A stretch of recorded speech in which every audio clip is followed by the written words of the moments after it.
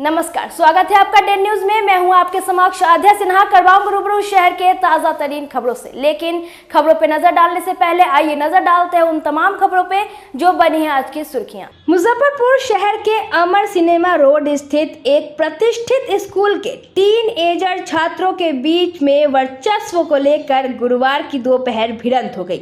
दोनों की ओर से पहले लात घूंसे व बेल्ट चले। कुछ देर में ही छात्रों ने अपने अपने गुट के प्रोटेक्शन गैंग के लड़कों को भी बुला लिया। इसके बाद दोनों ओर से जमकर रोड़ेबाजी की गई। इस बीच सड़क पर खड़ी एक स्कॉर्पियो का भी शीशा तोड़ दिया। स्कॉर्पियो में बिहार सरकार का बोर्ड लगा हुआ था। इसमें अपर उपाधीक्षक सह सहायक अपर मुख्य चिकित्सा पदाधिकारी मुजफ्फरपुर लिखा हुआ था। दोनों ओर से करीब 5 मिनट तक रोड़ेबाजी की गई। इस बीच स्थानीय लोगों के बीच अफरा तफरी की स्थिति उत्पन्न हो गई। विवाद बढ़ने पर डायल 112 की टीम को सूचना दी गई। साथ ही पोस्ट पर मौजूद ट्रैफिक पुलिस के सिपाही भी वहां पहुंच गए। पुलिस को आता देख रोड़ेबाजी कर रहे दोनों गुट के छात्र व प्रोटेक्शन गैंग के लड़के मौके से फरार हो गए। घटना के बाद से स्थानीय लोगों में काफ़ी आक्रोश है। परवेज आलम का कहना है कि अगर परिजन या स्कूल प्रबंधन बच्चों को रोका होता तो आज बीच सड़क पर रोड़ेबाजी की घटना नहीं होती। इससे पहले 3 से 4 बार उनके बीच मारपीट हो चुकी है। बच्चा में ऐसे रोड़ाबाजी किया है, तो शीशा फूट गया जी। बच्चा है वो कल्याणी का है, एक वो आपका दीवान रोड का। वो आपसे वो जो मार के फोड़ जो ईंटा मारा है वो तो भाग गया। दूसरे बच्चा वो पकड़ के रखे हुए हैं। गाड़ी का शीशा फूट गया। हाँ, पीछे का शीशा फूटा हुआ है। स्कूल का बच्चा? हाँ, स्कूल का विद्यार्थी। शीशा फूट गया। अरे 2 लड़के था, 2-3 लड़के था। वो पत्थर चलाया था, गाड़ी पे पीछे से मार दिया, तोड़ दिया है। स्कूल के पढ़ने वाला लड़का है। कौन स्कूल का था? ये तो पता नहीं कौन सा स्कूल का है। कितने का क्षति हुआ? छाती होगा 4-5 हज़ार का तो होगा ही छाती। ये आपस में भी रोड़ाबाजी कर रहा था? हाँ, आपस में ही कर रहा था। गाड़ी पे ही मार दिया उसने। अब मारा, भाग गया तोड़ के। उसको हम यही 12-14 वर्ष का था। स्कूल से निकला छुट्टी हुआ था? हाँ, स्कूल से निकला छुट्टी हुआ था। पकड़ाया नहीं? पकड़ा गया था। कौन स्कूल का ही लोग? नाम नहीं बताया है। यूनिफॉर्म में था? यूनिफॉर्म में था। क्या नाम है आपका? मेरा नाम सुरेश कुमार है। गाड़ी किसका है? ये तिवारी जी का, सुरेंद्र कुमार तिवारी। बच्चे लोग अपने में झगड़ा कर रहे थे, उसी विवाद में लग रहा लोग पत्थर चलाया। इसमें गार्जियन को अपने बच्चे को समझाना है। और जिसकी गाड़ी की क्षति हुई है वो तो अपना ड्राइवर है, वो गाड़ी का मालिक है नहीं। वो पैसा कहाँ से देगा? उसका भरपाई करे ये लोग। अब बच्चा कोई मार पीट नहीं रहा। हम लोग यहीं पर है। ऐसा नहीं कि बच्चा को जहाँ तरह डरा रहा है। सब यहाँ पर सुरक्षित है। बच्चा लोग भी, इनको भी तो गारंटी चाहिए ना कि भाई जो अगर मार दिया उसका एड्रेस दे, उसको बुलाया जाए, ये इसको छोड़ देंगे। बस यही बात हुई है। रोज छुट्टी के समय बच्चा सब लड़ाई? हाँ, रोज छुट्टी के समय ये बच्चा लोग लड़ता है, गैदरिंग करता है, दौड़ता है, भागता है। इससे भी बड़ा हादसा हो सकता है। हाँ, आज गाड़ी पे लगा है, कोई आदमी चलता हुआ गाड़ी को आदमी को लग जाए तो हादसा हो सकता है। इससे बचना चाहिए आदमी को। तो स्कूल वाले को भी सोचना है, गार्जियन वाले को भी सोचना है। पत्थर दोनों तरफ से फेंक रहा है? हाँ, दोनों तरफ से चल रहा है पत्थर। ये एक बार का नहीं है, 4 बार 5 बार हो गया। आज घटना हुआ था, आज आ गया सामने। नहीं तो नहीं आता। रोज होता है? ये रोज होता है। अगर बच्चा अपने में लड़ के मारपीट कर ले तो कैसे होगा? कैसे फरियान होगा? गार्जियन को देखना चाहिए। गार्जियन को देखना चाहिए, स्कूल प्रशासन को देखना चाहिए। कैसे संभालेंगे अपने बच्चे को? बड़े स्कूल का बच्चा सामने ही स्कूल है। बिहार में कहीं भी कोई बड़ा क्राइम होता है तो उसकी तफ्तीश में डॉग स्क्वाड की टीम की महत्वपूर्ण भूमिका होती है। मुजफ्फरपुर में हाल के दिनों में हुए बड़े क्राइम जैसे पारू हत्याकांड, तुर्की पत्रकार हत्याकांड, जयप्रकाश हत्याकांड सहित दर्जनों मामले हैं, जिसमें मुजफ्फरपुर डॉग स्क्वाड की सदस्य डॉगी माला ने पूरे केस की पड़ताल की और आरोपियों को सलाखों के पीछे पहुंचा दिया। पटना से 1 साल पहले मुजफ्फरपुर आई माला के कारनामों को देख अब मुजफ्फरपुर पुलिस ने पुलिस मुख्यालय को उसे सम्मानित करने का प्रस्ताव भेजा है। पुलिस लाइन डॉग स्क्वाड भवन में रहने वाली डॉगी माला का ख्याल उनके केयर टेकर पंकज महता करते हैं। पंकज ने बताया कि माला लेब्रा प्रजाति की डॉगी है। उसे हैदराबाद में प्रॉपर ट्रेनिंग दी गई है। इसी ट्रेनिंग का नतीजा है कि माला अब तक दर्जनों मामले में अपराधियों को सलाखों के पीछे करवा चुकी है। जब ये छोटी थी तभी इसे खरीदा गया था। माला की सूंघने की क्षमता तेज है। यह क्राइम सीन पर सूंघकर अपराधी की पदचिन्ह पर जाती है। अगर अपराधी 1-2 किलोमीटर की रेंज में कहीं छिपा रहता है तो वहां तक पहुंच जाती है। माला को सुबह दूध रोटी और शाम में मटन चावल साथ ही हरी सब्जी खाने के लिए दी जाती है। ये डॉगी इतने समझदार और वफादार होते हैं कि जो भी इनकी देखरेख करते हैं उनके साथ इनका काफ़ी लगाव हो जाता है। जी, पुरस्कृत किए जाने का प्रस्ताव है कि हाँ पुरस्कृत किया जाएगा। आप उसकी देखभाल करते हैं? जी, हम उसकी देखभाल करते हैं। कौन सी प्रजाति की है और किस तरीके से काम करती है डॉगी माला? माला लेब्राडोर प्रजाति की है और ये चोरी डकैती मर्डर में जहाँ होता है वहाँ पे जाती है और अपराधी का जो छूटा हुआ सामान रहता है और उस सामान को सूंघ करके अपराधी जहाँ तक भागता है उसको पदचिन्ह के हिसाब से उसके तक पहुँचती है। हाल ही के दिनों में कई बड़े केस को माला ने खंगाला है, पड़ताल की है। जी, कौन कौन ऐसे केस हैं? हाल ही के पारू में चर्चित जो बालिका हत्या हुआ था उसमें 100% अपना योगदान दी थी। इसके अलावा भी तुर्की थाना में भी यूट्यूबर हत्या हुआ था, वहाँ भी अपना 100% योगदान दिया था। इसके अलावा कई चोरी डकैती में भी कई जगह पे अपना योगदान दिया है। साल भर से ये मुजफ्फरपुर में योगदान दे रही है, इस तिरहुत क्षेत्र में योगदान दे रही है। इससे पहले कहाँ थी? इससे पहले पटना में थी। इसका ट्रेनिंग वगैरह कैसे हुआ? इसका ट्रेनिंग हैदराबाद में होता है, 8 महीने का ट्रैकर का ट्रेनिंग होता है। मुजफ्फरपुर के बरौराज थाना क्षेत्र के माधोपुर मधु गांव में बुधवार की रात बिजली के खंभे के नजदीक कदम के पेड़ के डाली के कटने का विरोध करने के विवाद को लेकर दो पक्षों के बीच जमकर मारपीट हुई, जिसमें आधा दर्जन लोग जख्मी हो गए। सूचना पर पहुंची पुलिस ने मामले को शांत करते हुए सभी घायलों को इलाज के लिए CSC भेज दिया। घायलों में कृष्ण कुमार, विमल किशोर दास, उपेंद्र दास, मुकेश दास, दूसरे पक्ष के रविंद्र दास और संदीप कुमार दास शामिल है। मौके पर पहुंची पुलिस को रविंद्र दास ने बताया कि वह अपने निजी जमीन पर लगे पेड़ का डाली कटवा रहे थे। तभी लाठी डंडे से लैस होकर आए कृष्णा दास, विमल किशोर दास और उपेंद्र दास और मुकेश दास ने गाली गलौज करते हुए पिटाई करने लगा। बचाव में आए मेरे पुत्र संदीप कुमार दास को भी आरोपित ने पिटाई करने लगे। तब वे अपने पुत्र के साथ किसी तरह जान बचाकर अपने दरवाजे पर आ गए। वे लोग दरवाजे पर भी आ धमके और धारदार हथियार से सिर पर वार कर दोनों पिता पुत्र को जख्मी कर दिया। वहीं आरोपित ने पेड़ काटने से घटना होने की बात कही, जिस पर वे लोग मारपीट करने लगे।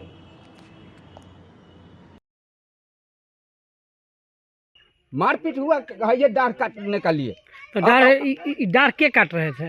ये लोग काट से। तो आप लोग का क्या कहना था कि डार काटिए कि नहीं काटिए? तार पर ना माने तार माने तारवा पर गिरा तो बोला थे नहीं गिरना चाहिए, टूटना ना चाहिए। तो ये गर्मी से गाड़ी उड़ी पड़ने लगा। इसलिए हुआ कि हम कदम पांग रहे थे। कदम पांगने के बाद में इसमें बिजली का तार है, तो हम सोचे कि रस्सी से बांध के गिराएंगे, किसी का नुकसान नहीं होगा। और नुकसान होता तो हम उसको बोले थे कि हम इसको जब तार टूटेगा तो हम उसको जुड़वाने के लिए बोले थे। यही बात है। इसके बाद में शाम का टाइम अंधेरा हो गया। अंधेरा होने के बाद में हल्का बारिश भी आया। इसके बाद में अंधेरा हो गया। इसके बाद में वो लोग ऐसे बाताबाती करते करते सारा जुट होके लोग हमको मारने लगा। कौन चीज़ से मारपीट किया? मारपीट ईंटा से मारा है लोग, अब ये कुल्हेड़ी से मारा है। सर पे मार के फोड़ दिया है। क्या नाम हुआ आपका? नाम? रविंद्र दास। घर माधोपुर मधु। कौन लोग आपको मारपीट किया? नाम कृष्ण कुमार मारा है, उपेंद्र दास मारा है, उसके बाद में आपका मुकेश दास मारा है, उसके बाद में ईंटा देने वाला विमल दास है। ये लोग मिल के मारा है हमको। जो पेड़ कटाया ना अथी के कदम का, जो डांग है उसीलिए हिल गया तार के तार, इसीलिए होने लगा हाथापाई। तो 4-5 लोग मिल के मारे। आपको कौन लोग मारे? कृष्णा मारे और उपेंद्र और मुकेश और विमल। कौन चीज़ से मार रहा था लोग? ईटा था ना तो पत्थर था, ये दोनों में था कुछ। उहेड़ी ना उहेड़ी रहो। ठीक है उनको बोलने में क्या बीच में बोलते हैं। फिर क्या हुआ? वो गर्दन कस के पकड़ लिए थे पीछे से बीम हाथ, तो वो मारा कस के ऊपर से माथ पर। केंद्रीय स्वास्थ्य मंत्री जेपी नड्डा के उद्घाटन किए जाने के 3 दिनों के बाद ही बिहार के मुजफ्फरपुर के एसकेएमसीएच परिसर में नवनिर्मित सुपर स्पेशलिटी अस्पताल की दीवार में दरार आ गई है।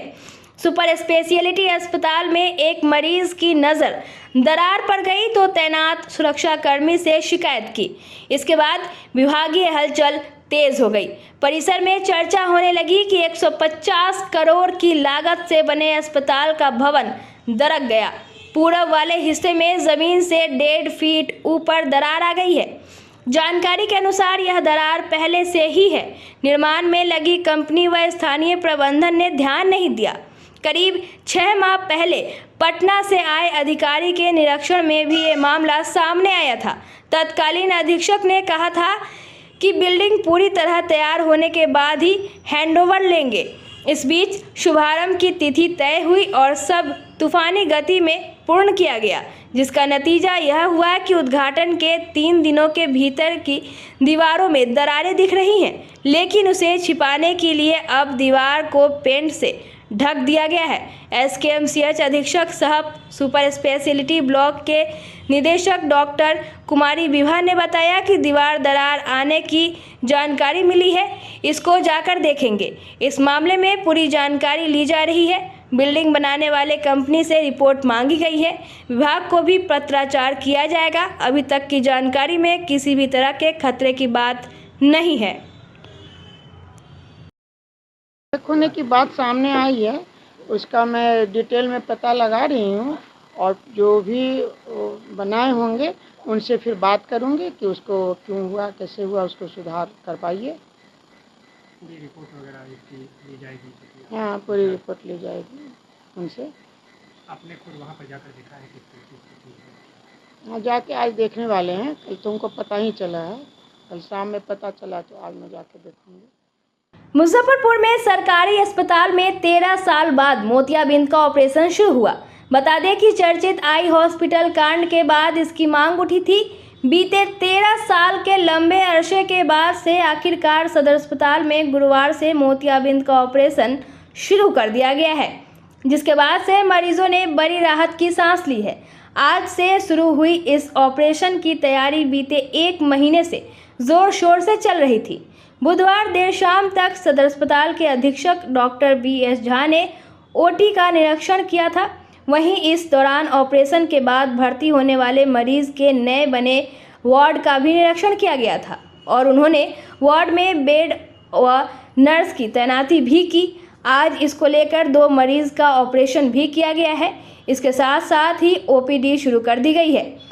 मामले में सदर अस्पताल के अधीक्षक डॉक्टर बाबू साहब झा ने कहा कि आज से सदर अस्पताल में बने हुए OT में ऑपरेशन शुरू कर दिया गया है।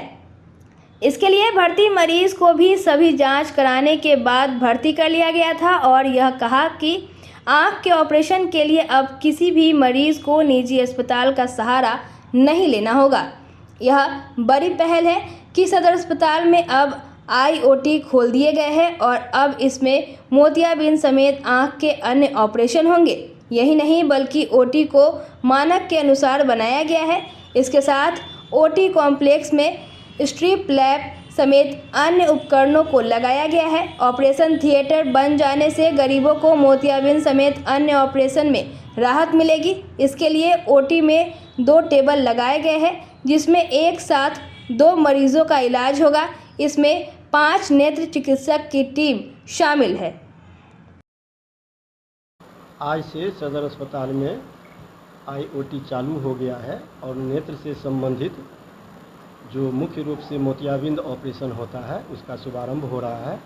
हमारे साथ हमारे 4 विशेषज्ञ डॉक्टर हैं और वो अपने रूटीन के हिसाब से अब निरंतर मरीजों का मोतियाबिंद का ऑपरेशन तथा आँख के अन्य ऑपरेशन को भी जहाँ जो सुविधा उपलब्ध है ये लोग करेंगे। यहाँ पर मरीजों को देखने से रजिस्ट्रेशन से लेकर छुट्टी तक पूर्णतः निःशुल्क सुविधा उपलब्ध होगी। दवा, चश्मा, भोजन सब मुफ्त मिलेगा। तो कितने की लागत से बनी? लागत इसमें जो सरकार के द्वारा वो जिला स्वास्थ्य समिति को दिया गया है, जिला स्वास्थ्य समिति के ही सौजन्य से बनाया गया है, इसलिए एक्चुअल लागत की बात हम नहीं कर सकते।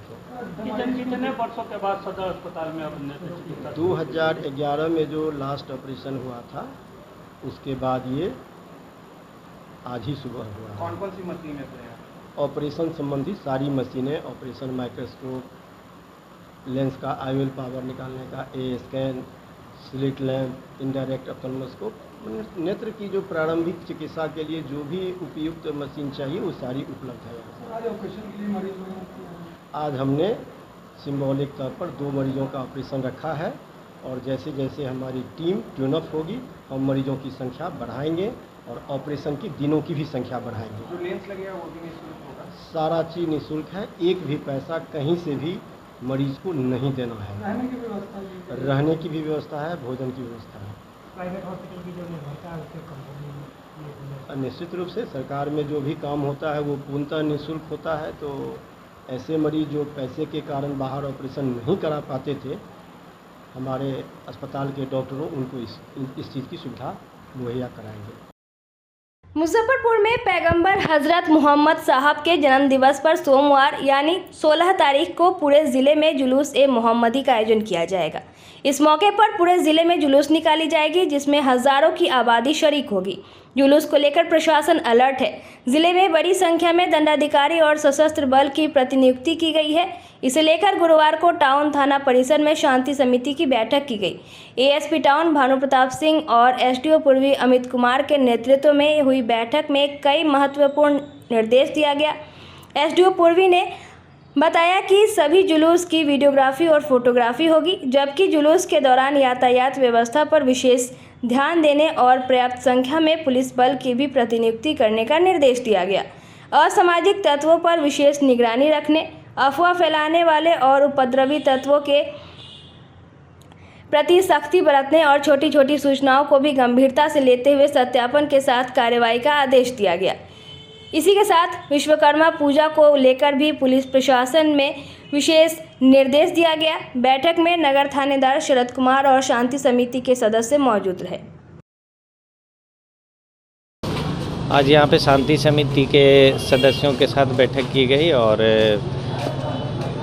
विश्वकर्मा पूजा और मोहम्मद साहब के जन्मदिन को लेकर के जो त्यौहार मनाया जा रहा है उसको हम लोग सुरक्षित तरीके से शांतिपूर्वक मनाएं, उसको लेकर के हम लोगों ने यहाँ पे डिस्कशन किया और उसको लेकर के सारी तैयारियाँ हम लोग करेंगे और उस दिन प्रशासन की पूरी तैयारी रहेगी ताकि किसी तरह की कोई घटना नहीं हो और हम लोग शांतिपूर्वक पर्व मनाएं। मुख्य रूप से क्या क्या निर्देश? मुख्य रूप से निर्देश यही है कि जो भी समिति हैं वो डीजे का उपयोग बिल्कुल नहीं करेंगे, वो तो पूर्व से भी है और सरकार का निर्देश है कि डीजे का उपयोग नहीं करना है। लाइसेंस के भी जो भी शर्तें हैं उसको मानना है, उसके अनुसार हम लोग करेंगे और किसी भी तरह का अफवाह फैलाने का कोशिश नहीं किया जाए। सोशल मीडिया इस सब पे भी पैनी नज़र रहेगी प्रशासन की, उसके अनुसार हम लोग तैयारी करें। पारंपरिक हथियार लेकर तो रहा है नहीं, वो गलत है। अगर वैसा पाया जाता है तो उस पर कानूनी कार्रवाई की जाएगी। जितने जुलूस हैं उनको मॉनिटरिंग मजिस्ट्रेट और पुलिस लगातार बिल्कुल बिल्कुल फोर्स और मजिस्ट्रेट की डिप्टेशन हो जाएगा वहाँ पे और ताकि उस पर नज़र रखें और किसी भी आपात स्थिति को हम लोग संभाल सकें। रेलवे में खाली पड़े पदों को युद्ध स्तर पर भरने, मेल एक्सप्रेस ट्रेनों में जनरल कोच और स्लीपर कोच बढ़ाने, प्रवासी श्रमिकों के लिए जनसाधारण ट्रेनों की संख्या बढ़ाने, कैंसिलेशन चार्ज कम करने और रेलवे का निजीकरण, व्यवसायीकरण पर रोक लगाने सहित विभिन्न मांगों पर AIDYO का अखिल भारतीय प्रतिवाद दिवस के अवसर पर गुरुवार को AIDYO मुजफ्फरपुर जिला कमेटी के बैनर तले मुजफ्फरपुर के मोती झील से एक प्रतिवाद मार्च निकाला गया, जो मुजफ्फरपुर स्टेशन पहुंचकर केंद्रीय रेल मंत्री भारत सरकार को मुजफ्फरपुर रेलवे स्टेशन मास्टर के द्वारा मांगों से संबंधित हस्ताक्षर युक्त स्मारक पत्र सौंपा गया। तत्पश्चात एक सभा हुई। मौके पर AIDYO बिहार राज्य अध्यक्ष अरविंद कुमार, जिला अध्यक्ष रंजीत कुमार, उत्पल कुमार, जिला कमेटी सदस्य सिंधु कुमारी, राम बाबू राय, टुनटुन प्रजापति और अभिषेक कुमार मौजूद रहे। आज रेलवे के विभिन्न सवालों को लेकर आज हमारी AIDYO All India Democratic Youth Organisation की ओर से पूरे देशव्यापी अखिल भारतीय प्रतिवाद दिवस के रूप में आज हम मना रहे हैं। रेलवे के अंदर जो समस्याएं हैं उन सवालों को लेकर आज हमारा अखिल भारतीय प्रतिवाद है। जो आज प्रतिवाद मोती झील से हम चल कर के और स्टेशन मास्टर को मांगों की प्रति अपनी मांगों को लेकर के स्टेशन मास्टर के द्वारा केंद्रीय रेल मंत्री भारत सरकार को हम एप्लीकेशन सौंपने के लिए हमारे प्रतिनिधि आए हैं और इसके माध्यम से हम जो प्रतिवाद कर रहे हैं इसके माध्यम से हम आम जनता को, इस देश के लोगों को बताना चाहते हैं और रेलवे के केंद्रीय रेल मंत्री को और भारत सरकार को हम आगाह करना चाहते हैं, बताना चाहते हैं कि रेलवे के अंदर जो समस्याएं हैं वो रेल को बेचा जा रहा है। जो रेलवे का निजीकरण है उस पर अविलंब रोक लगाई जाए। दूसरी बात है कि रेलवे में 3.5 लाख पद खाली है, उस खाली पदों को अविलंब भर्ती किया जाए। तीसरी बात है कि जनरल जो एक्सप्रेस ट्रेन है उसमें जनरल कोच और स्लीपर कोच की संख्या काफ़ी कम होते जा रहा है, घटाती जा रही है सरकार, जिसकी संख्या सरकार बढ़ाए। और चौथी बात है कि सीनियर सिटीजन का जो कंसेशन था पहले, वो कंसेशन को सरकार गायब कर दी है, वो कंसेशन पुनः लागू करे। इन सवालों को लेकर हमारा यह प्रतिवाद मार्च हो रहा है। हम सरकार से मांग करते हैं हमारी मांगों को पूरा करें, अन्यथा हमारा युवा संगठन AIDYO पूरे देशव्यापी इससे हम और आंदोलन को हम तेज करेंगे। पितरों के तर्पण का पखवाड़ा 18 सितंबर से शुरू हो रहा है। इस दिन भाद्र शुक्ल पूर्णिमा है। इस दिन से स्नान, दान और भगवान के पूजन के बाद अगस्त ऋषि को जल दिया जाएगा। इस दिन प्रतिपदा का भी श्रद्धा होगा। इसके साथ ही पितरों के तर्पण की शुरुआत हो जाएगी। इसका समापन 2 अक्टूबर को होगा। शहर के प्रसिद्ध ज्योतिषाचार्य पंडित प्रभात मिश्रा ने बताया कि शास्त्रों में मनुष्यों के लिए 3 ऋण बताए गए हैं: देव ऋण, ऋषि ऋण और पितृ ऋण। उन्होंने कहा कि श्राद्ध करने से कुल में वीर, निरोगी, शतायु एवं श्रेय प्राप्त करने वाली संतानें उत्पन्न होती है, इसलिए सभी के लिए श्राद्ध करना आवश्यक माना गया है। पंडित प्रभात मिश्र ने बताया कि किसी कारण से पितृपक्ष की अन्य तिथियों पर पितरों का श्राद्ध करने से चूक गए या पितरों की तिथि याद नहीं है तो इस तिथि पर भी सभी पितरों का श्राद्ध किया जा सकता है। शास्त्र अनुसार इस दिन श्राद्ध करने से कुल के सभी पितरों का श्राद्ध हो जाता है। यही नहीं, जिनके मरने पर संस्कार नहीं हुआ हो उनका भी अमावस्या तिथि को ही श्राद्ध करना चाहिए। पितृपक्ष आरंभ हो रहा है 18 सितंबर 2024 दिन बुधवार से 8:41 तक पूर्णिमा रह रही है और पूर्णिमा के बाद जो है प्रतिपदा आरंभ हो रही है। इसलिए पूर्णिमा के दिन अगस्त मुनि का तर्पण होगा और उसी दिन पितृपक्ष आरंभ हो जाएगी और प्रतिपदा का श्राद्ध भी उसी दिन होगा। और 2 अक्टूबर 2024 दिन बुधवार तक यह पितृपक्ष चलेगी और सर्वपितृ विसर्जन और सर्वपितृ अमावस्या जो है 2 अक्टूबर को मनाई जाएगी। देव, मनुष्य और ऋषि तीनों का तर्पण जो है चलता है और ये 3 प्रकार के ऋण हैं। देवता का ऋण है, मनुष्य का ऋण है जिसको पितृ ऋण बोलते हैं और ऋषियों का ऋण है। इससे मुक्ति के लिए ये काम करते हैं। जिनके कुंडली में पितृदोष है या किसी भी प्रकार का प्रेत बाधा है तो उनको भी इस पितृपक्ष में जो है अपने पितरों के निमित्त, ऋषियों के निमित्त, देवताओं के निमित्त तर्पण करना चाहिए और अपने पूर्वजों के लिए पिंडदान अवश्य करना चाहिए।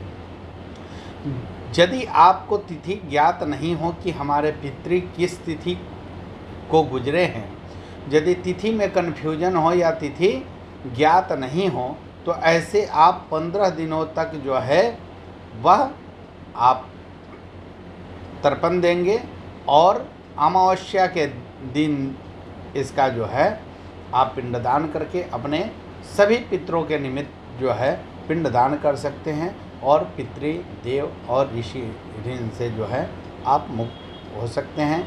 आपके कुंडली में जब पितृदोष होता है तो अनेक प्रकार की बाधाएं उत्पन्न हो जाती हैं, शारीरिक परेशानी होने लगता है, भौतिक और आर्थिक रूप से परेशान आदमी होने लगता है और संतान बाधाएं भी आने लगती हैं। बहुत को संतान भी न होने के पीछे यह पितृदोष का कारण माना जाता है। तो ऐसे में आप सभी जो है ये 15 दिनों तक का पितृपक्ष है की विधि जो है वह पहले देवताओं का, ऋषियों का तर्पण होता है, उसके बाद अपने पितरों का तर्पण करना है। तिल और जल से कुश उंगली में धारण करके और तब तर्पण करना है। यदि आपके पास कोई पांडित्य करने वाले उपलब्ध नहीं हो, कोई पंडित जी आपके पास उपलब्ध नहीं हो, तो आप जो है एक पुस्तक आती है नित्य कर्म पूजा प्रकाश, उसमें यह दिया हुआ है तर्पण की विधि, उस विधि से आप तर्पण करें। आज के लिए बस इतना ही। कल फिर मिलेंगे कुछ नई खबरों के साथ। तब तक मुझे और मेरे पूरे न्यूज़ टीम को दीजिए इजाजत। नमस्कार।